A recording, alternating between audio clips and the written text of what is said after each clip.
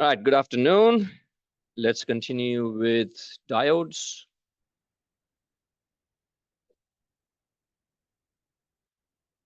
Okay, class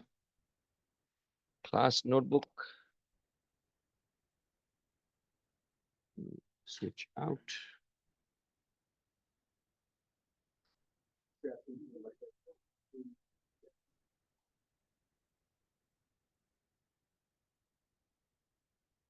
Okay, so we looked at load line analysis, and we also looked at analysis using the ideal diode model.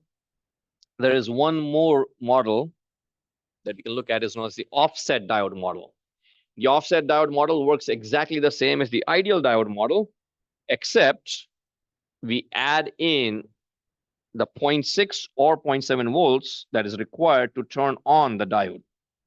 And that is represented as a ideal diode in series with a 0.6 volts battery, plus minus. And so if you wanted to turn on this diode, for silicon, this battery would be 0.6 or 0.7 volts. For germanium, it would be 0.2 or 0.3 volts. Depending on the author, depending on the person who's, their choice could be 0.6 or 0.7. But it would be stated in the question. If I give you a quiz and it's stated in there, take 0.6 or 0.7. Okay. If it's not stated, you can always make an assumption. All right. So the diode requires a voltage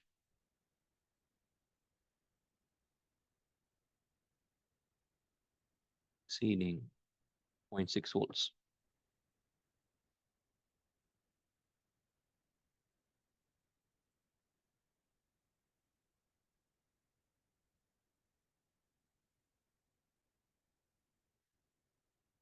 So if you don't apply 0.6, the diode is going to be off.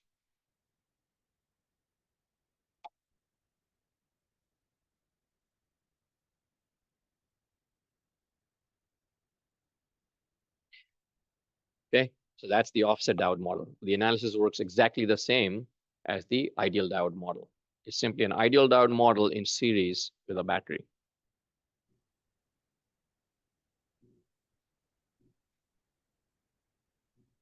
Then let's look at the Shockley equation. Okay, Shockley equation. This is also known as the diode equation.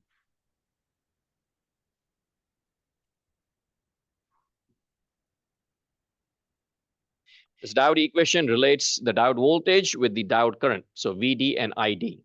Okay. Now let's break it down. It's IS times E raised to VD over N VT minus 1. Okay. So ID is the diode current. Right, diode current. VD is the diode voltage.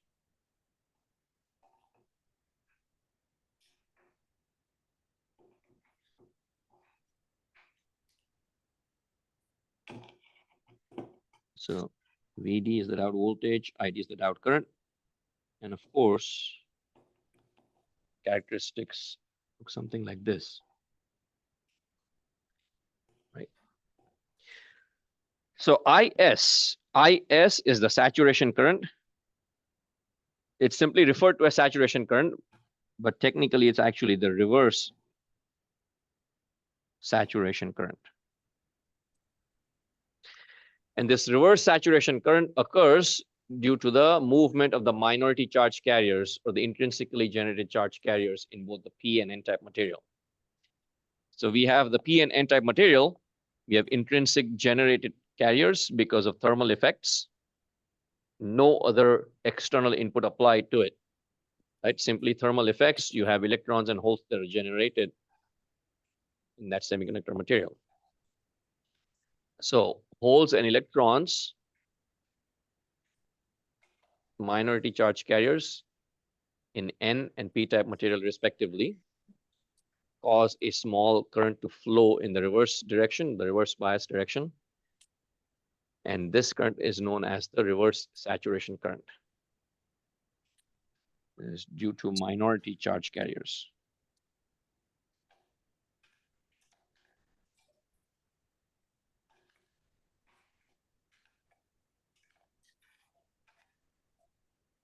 Typical value is 10 raised to minus 9 to 10 raised to minus 15. Very, very small. Nanoamps, picoamps, femtoamps.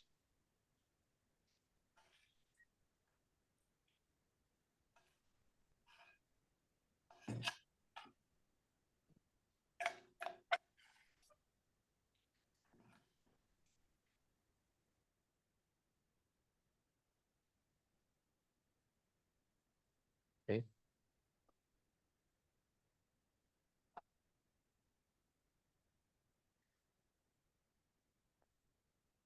So that's IS, saturation current.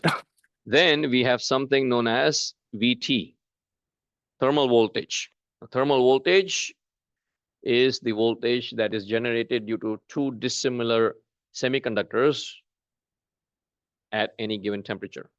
So it's thermally generated. So temperature effects on the movement of carriers, and it generates a slight voltage. That VT is given by this equation, KT over Q. Q is one standard unit charge, K is the Boltzmann's constant, and T is the temperature in Kelvin. T is the temperature in Kelvin. Typical room temperature is taken to be 300 Kelvin. 300 Kelvin. Actually, that should be.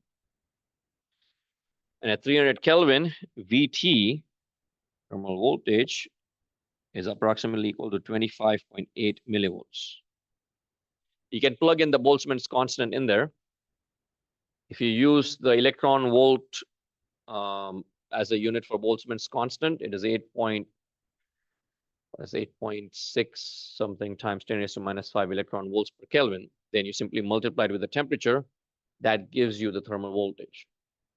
Okay, typically it's 25.8 at 300 Kelvin. If it's a different temperature, then it's a different voltage. So you have to be careful about using that value. All right, N is the emission coefficient, is typically either 1 or 2. Typically, it's just 1. It's the non-ideality factor that's provided from the manufacturer. For most calculations, we simply take 1. We don't worry about anything else. So 1, 2, 3, 4.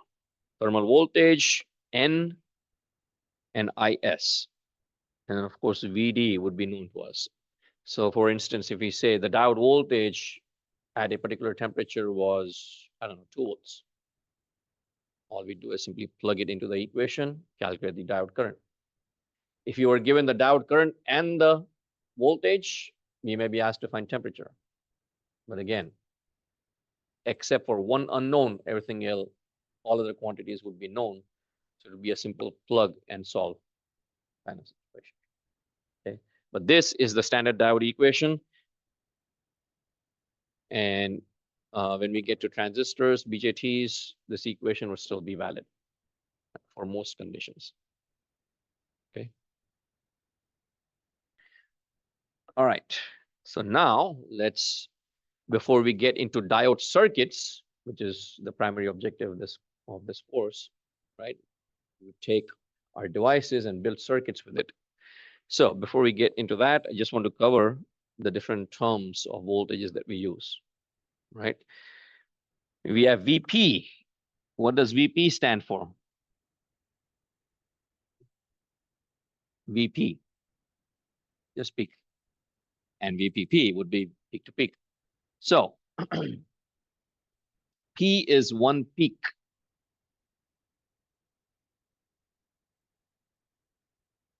One peak means either the positive or the negative. And typically the assumption is that the waveform is symmetrical around the x-axis, meaning half of it is above, half of it is below. And so we would say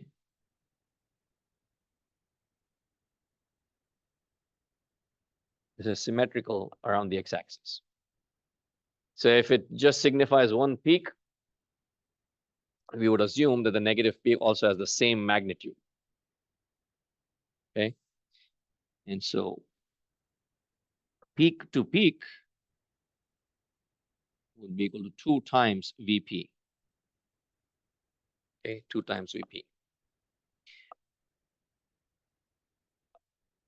That peak is sometimes also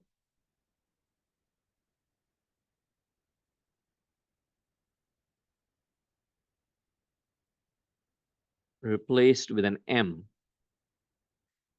And the M refers to magnitude.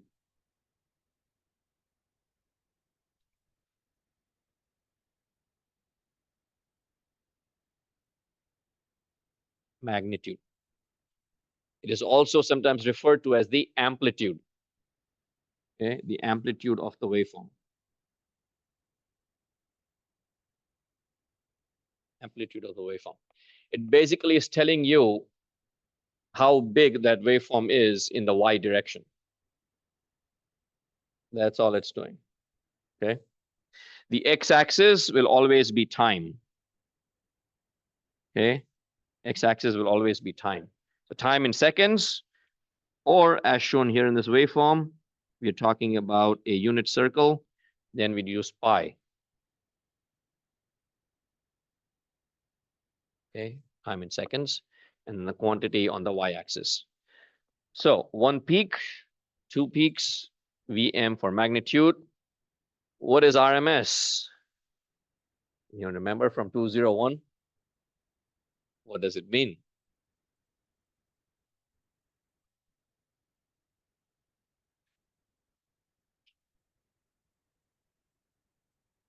That absolutely is correct.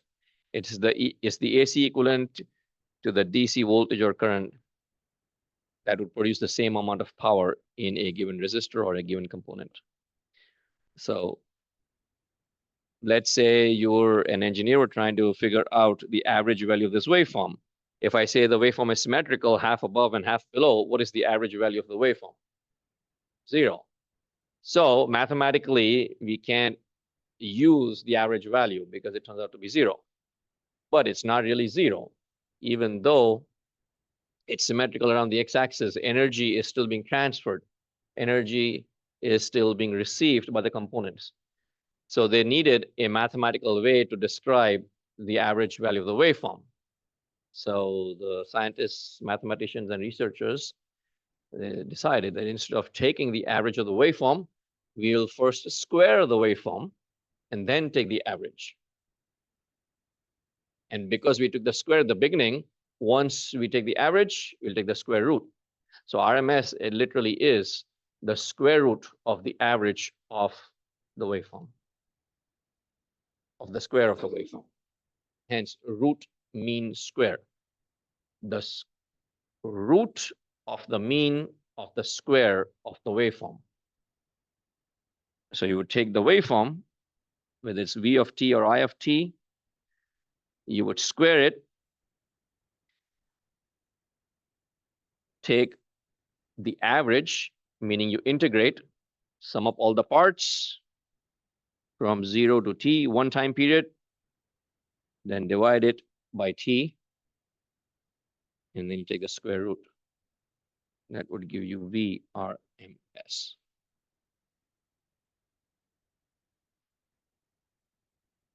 Okay. For a sinusoidal waveform, only sinusoidal waveform, not for square or triangular or any other shape waveform. For a sinusoidal waveform, it turns out that the relation between VRMS and the peak waveform is given by this equation, √2 times V peak.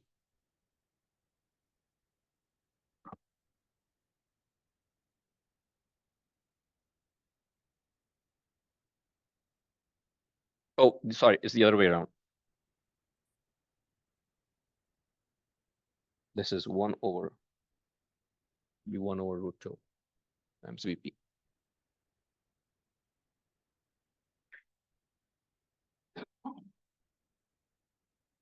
Yes. The RMS, hello, it is the square root of the mean of the square of the waveform. So RMS, root mean square. It gives the average power. The definition. Okay, so it's the AC equivalent voltage or current that would generate the same power in a given resistor or component as the DC, the equivalent DC. So if you apply 10 volts DC and the resistor dissipates X amount of, X amount of thermal energy, what is the equivalent AC voltage that would generate the same amount of energy? All right. So let's get into our first circuit, diode rectifiers. That's the most common application for a diode. Okay, a diode circuit is the most common application, converting AC into DC. Okay, and that process is known as rectification.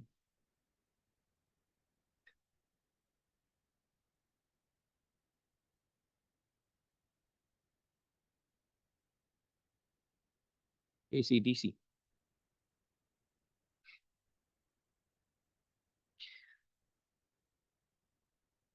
All right. So typical adapters, mobile phone chargers that you use nowadays, basically any electronic device that we use has a rectifier built in. Okay. If you have a desktop computer, if you have an appliance like a television, DVD player, any device for that matter that we plug into the wall will have a AC to DC rectifier built in, or in cases of modern electronic devices, external chargers. Okay. So those are everywhere around us. And all of this takes place or is possible due to diodes. Okay, due to diodes. So again, desktop computers, if you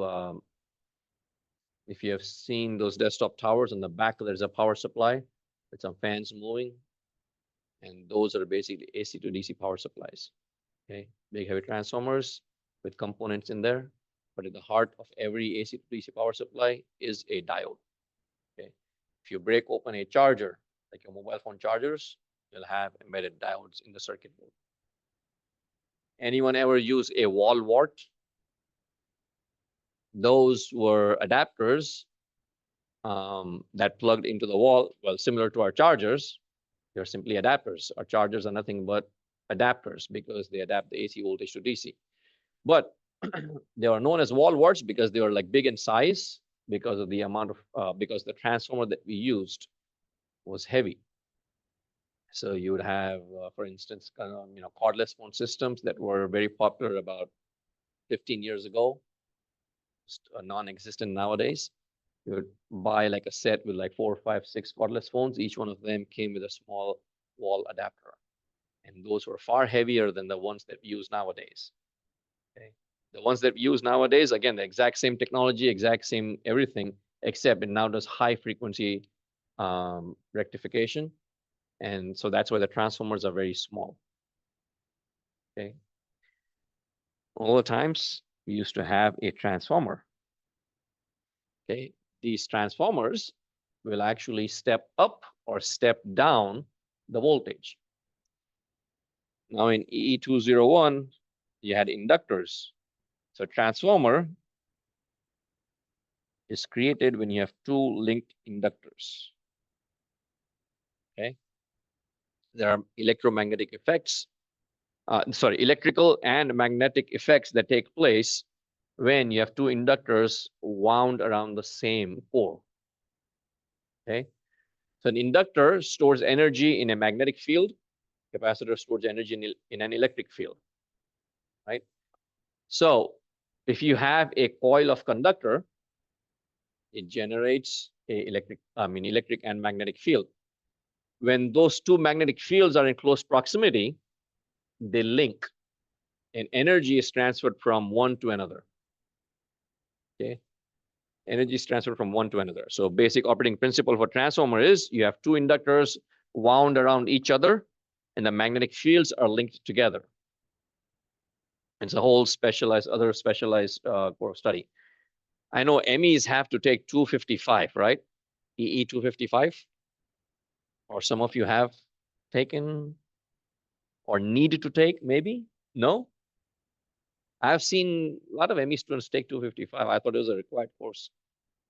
Anyway, so you have two inductors that are wound around each other in close proximity such that the magnetic fields of both are interlinked. So energy is transferred from one to the other. So in a transformer, we say one is the primary coil, the other one is the secondary coil.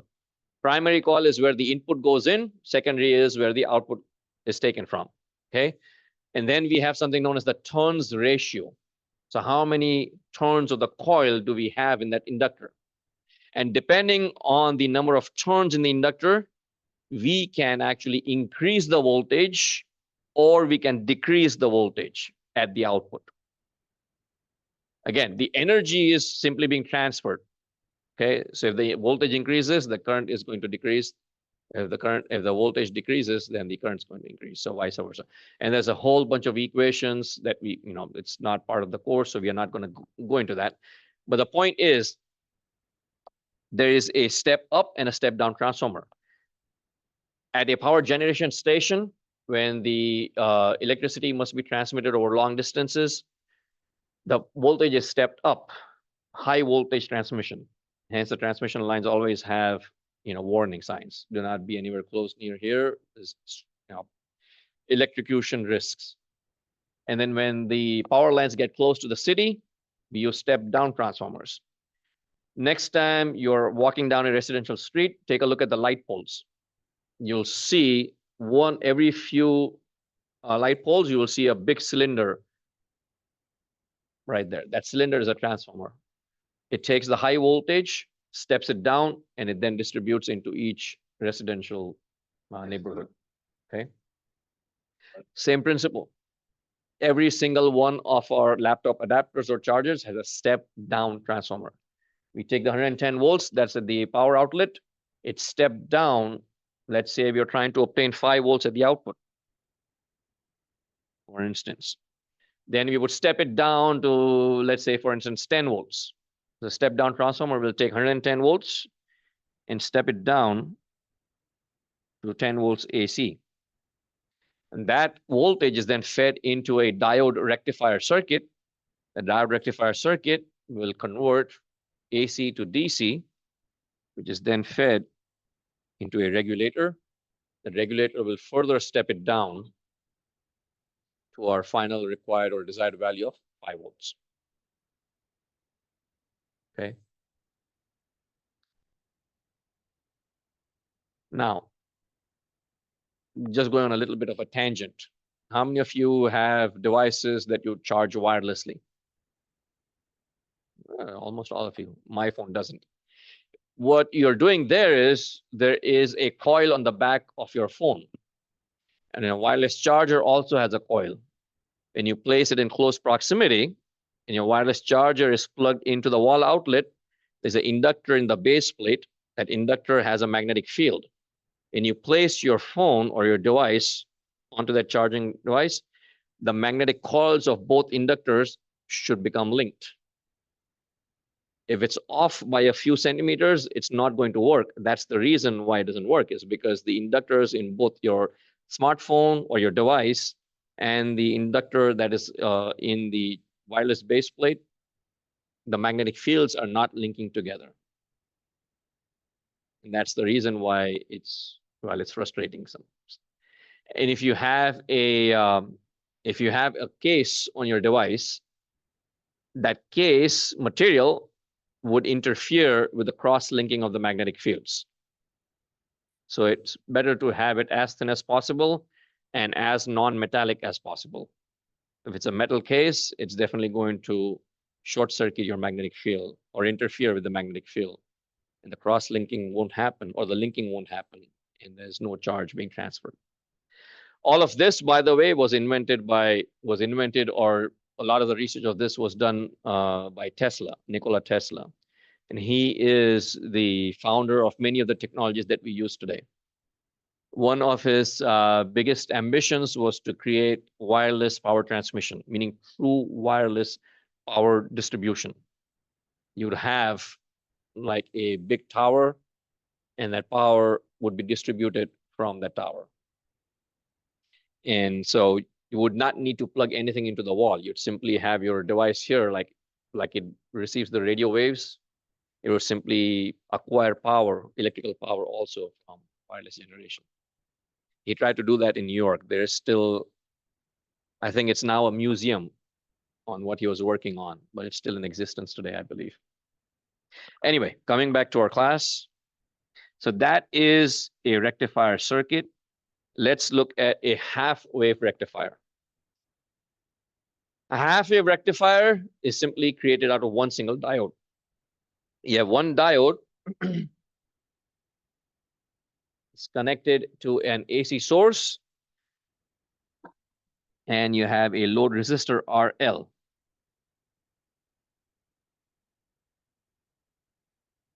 Okay, load resistor RL.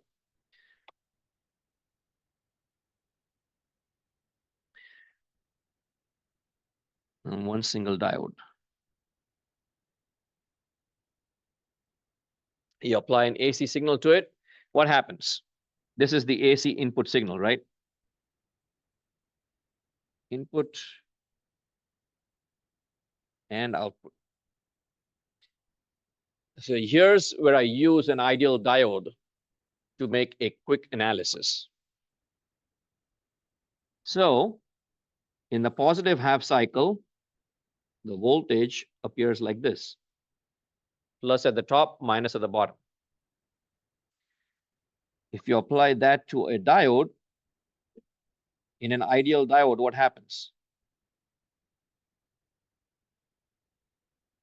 Positive being applied to the anode. Is the diode forward bias or reverse bias? Forward bias. So a diode is replaced with a short circuit. So current flows through your load resistor. If the value of the voltage is 0.5 Vm, you would get 0.5 Vm at the output. If it is 1 Vm, you would get 1 Vm at the output.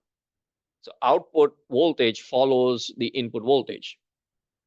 Whatever is the input, you'd obtain at the output, right? And so you'd obtain this ideal diode waveform. Make sense? So for the positive half cycle, one full cycle is basically here.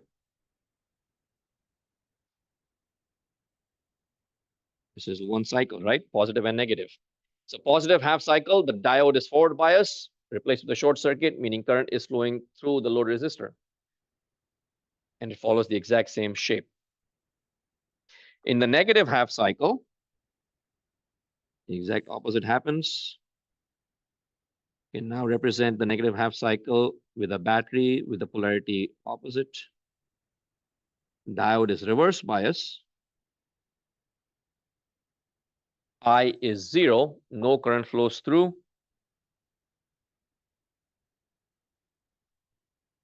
And VRL, or voltage across RL, is equal to 0 volts. Hence, in the negative half cycle, output is 0.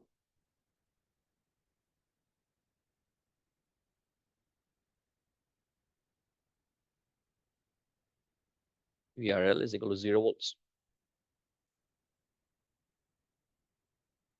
Positive half cycle, it again conducts when you have voltage at the output. Hence, we converted AC to DC. Okay, AC to DC.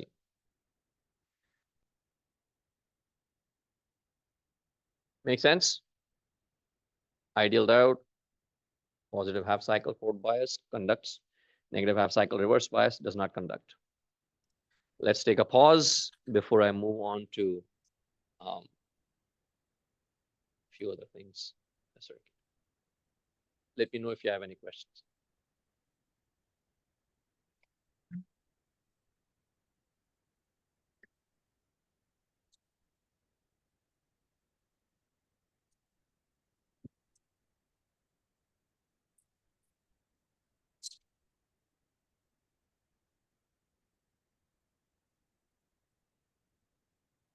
Yes.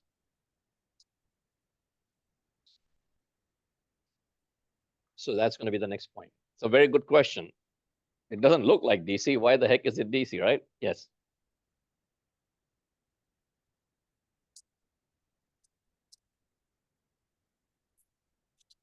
Mm-hmm.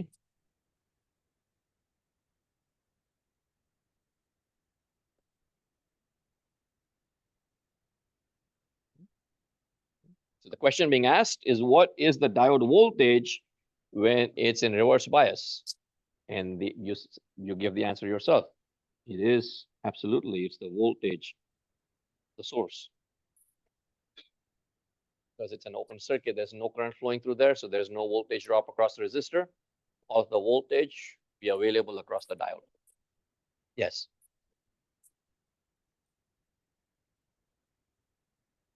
Oh, there's just random values. I was just saying, whatever the value of the input, you get at the output. So if it's 0.5 VM at the input, you get 0.5 VM at the output. If it's 1 VM at the input, it's 1 VM at the output. It follows the same shape. Let's put it that way. So it's sinusoidal waveform. If it was a square waveform, it would be completely flat, right? One single value at the output. Basically, output follows the input. Now, if the diode, well, not if, there are no ideal diodes, right? So the diode, if we are modeling with a regular normal silicon diode, then it requires 0.7 volts to turn on. And because it requires 0.7 volts to turn on, the output voltage is going to be less.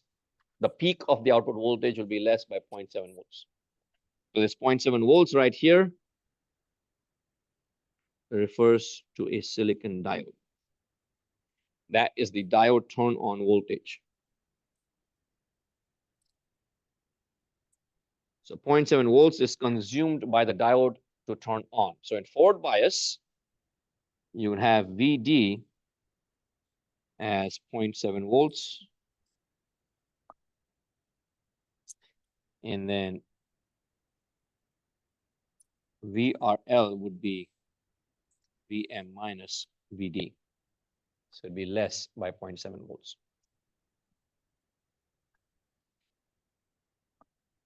Okay, yes.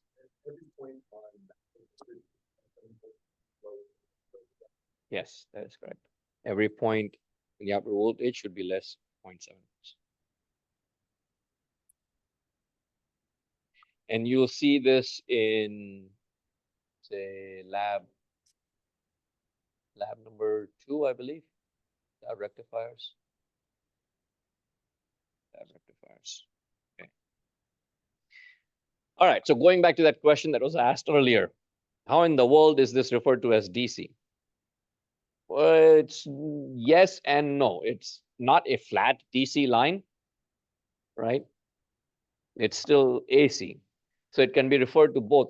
It is a DC waveform as well as, sorry, it's a DC output as well as AC output. The only thing is, it's both in the positive direction. Okay, it's both in the positive direction. So if you were to find the RMS value for this waveform, meaning think of them essentially as mountains of dirt, and you flatten out the mountains of dirt, the value would be far less than if both half cycles were being rectified.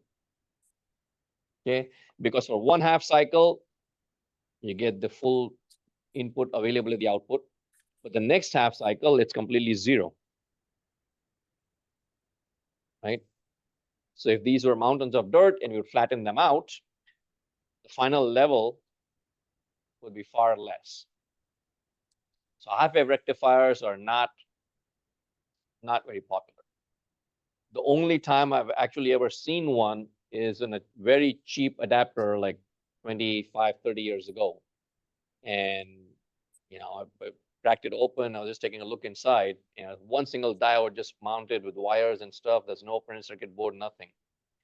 And I was wondering, why would you cheap out on things? Because diodes don't cost much more than a few cents, right? Anyway, had a question?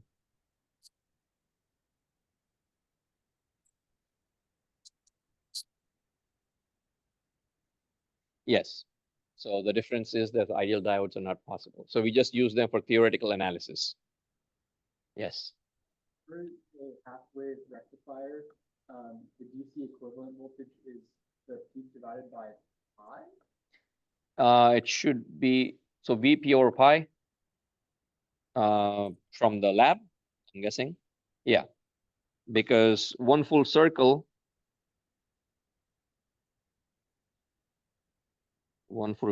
let's start here.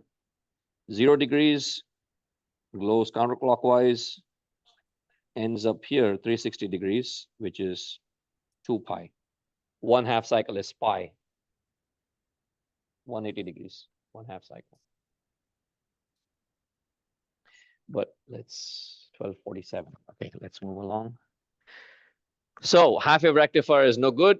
Well, actually, it's good, but it's not practical unless you're trying to about a very low quality power supply. So then comes a full wave rectifier. A full wave rectifier like these require 2 sources. So again, not very popular nowadays because there's a far easier way to create a full wave rectifier. In reality, these were not 2 different sources. It was actually the same transformer. So you'd have a transformer. Hey, what's up?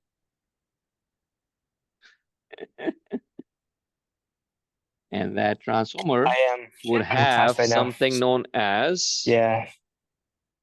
Might want to mute.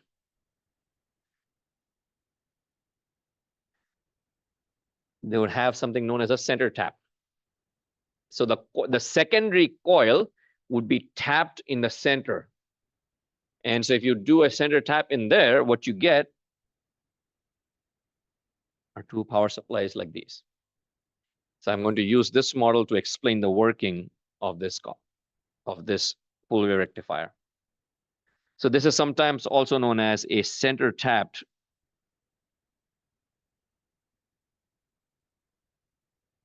rectifier circuit. As I said, no longer popular, but again, it's good for education purposes. All right, so we would have a circuit like this, diode, a resistor like this. Oh, forgot the second diode. And if you look, it's exactly the same as here because there's a ground here. So this ground is connected to that resistor right there. Okay. But this is far easier and far simpler. Okay. So this is how it would look. And I'm going to change that and show you how it's going to work in each cycle. Okay, so positive half cycle. Positive half cycle, what is going to happen is your secondary coil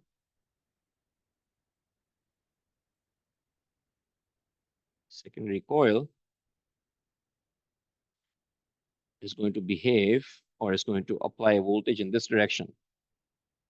So diode D1 is forward bias and diode D2 is reverse bias.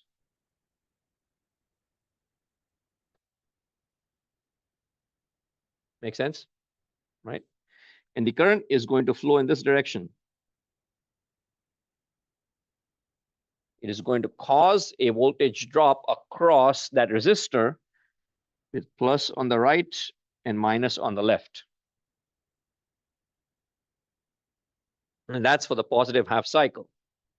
Now, again, we are just talking about ideal diodes. So in the positive half cycle, diode D1 is working as a half-wave rectifier. It only rectifies the positive half cycle. So now we have a voltage drop across RL. Again, plus on the left, minus on the right. Minus on the right. Always forget I am facing the class. All right, so we have VRL plus minus. And again, the voltage VRL follows the exact same shape as the input Vin. And now let's draw out. Where's my cursor?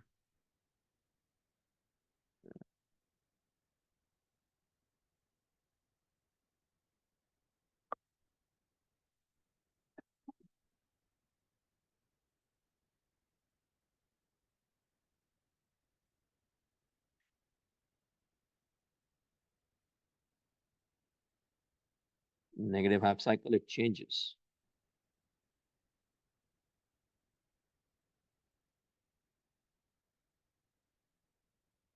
This becomes a short. Current is now flowing in this direction.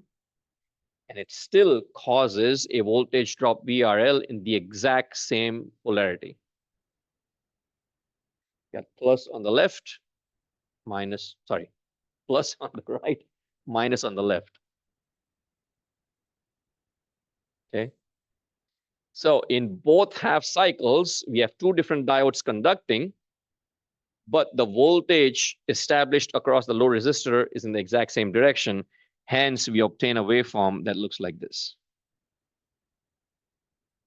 for every single half cycle. And so now effectively, we have doubled the output voltage because both half cycles are now being rectified. So more efficient, highly efficient. Yes.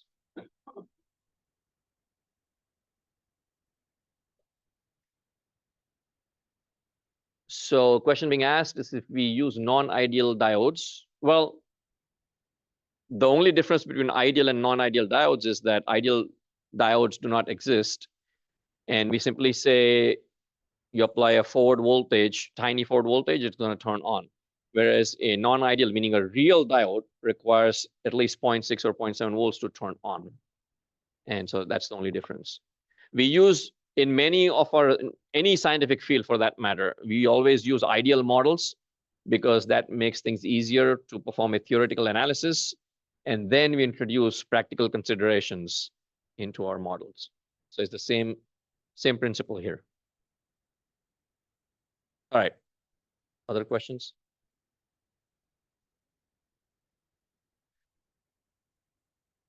Does the operation make sense?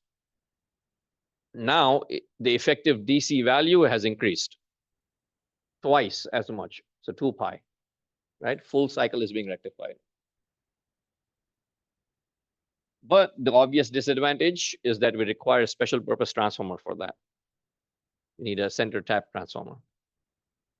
In fact, when I was a student, this is more than 30 years ago, almost 35 years ago, this power supply with the dial, they could manually switch 1.5, 3 volts, 4.5 volts, 6 volts, 9 volts, 12 volts.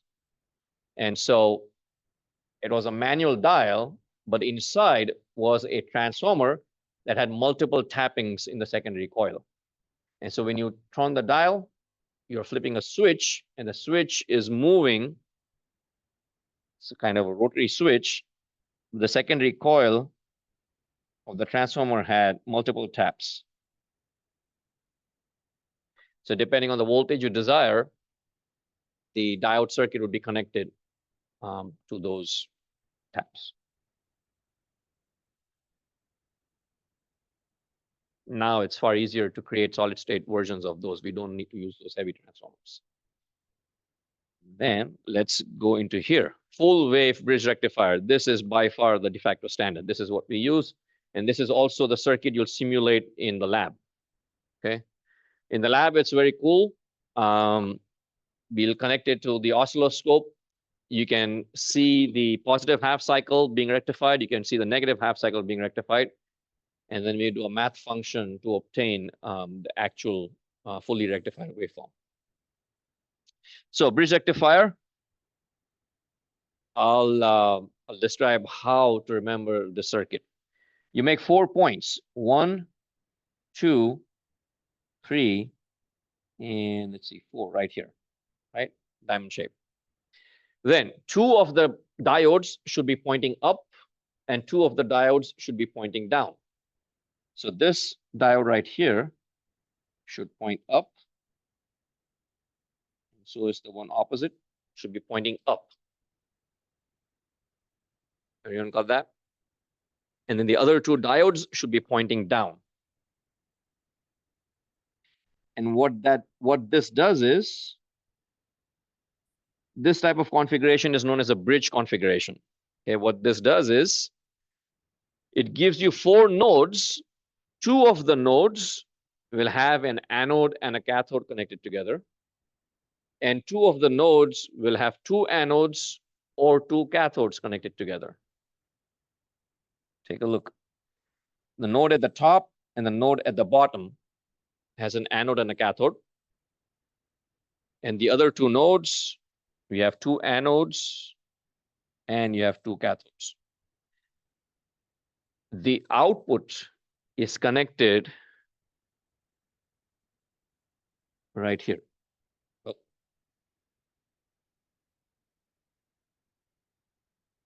Where the 2 anodes meet and where the 2 cathodes meet. And where the anode meets the cathode is where you would connect your input, V in.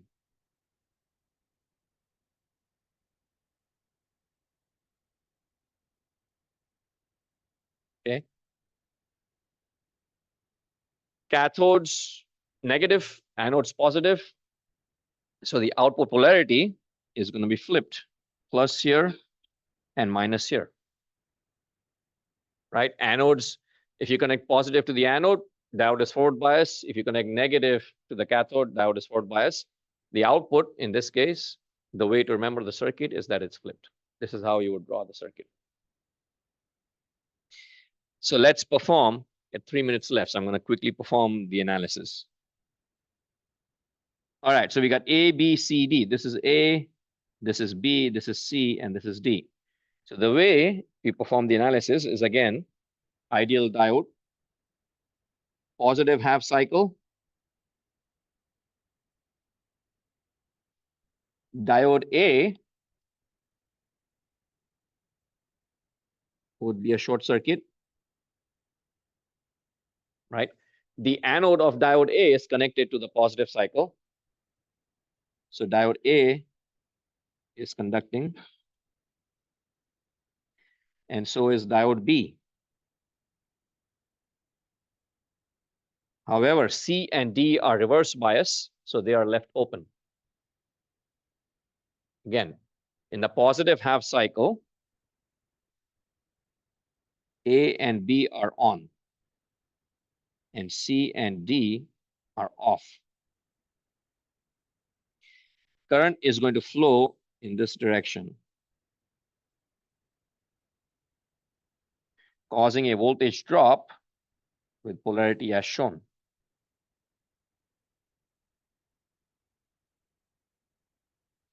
In the negative half cycle,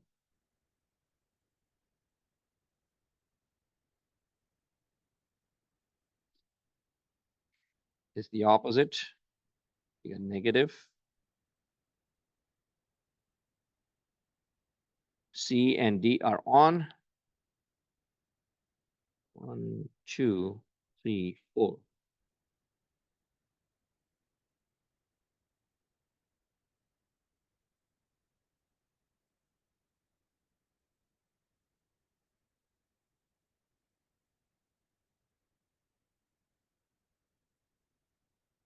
Right? So A and B are off. C and D are on. And once again, current flows in the exact same direction. And so you have plus on the right and minus on the left. And the voltage across the load resistor is exactly the same polarity. And so you would once again have a fully rectified waveform. This is V in, this is V out, or VRL.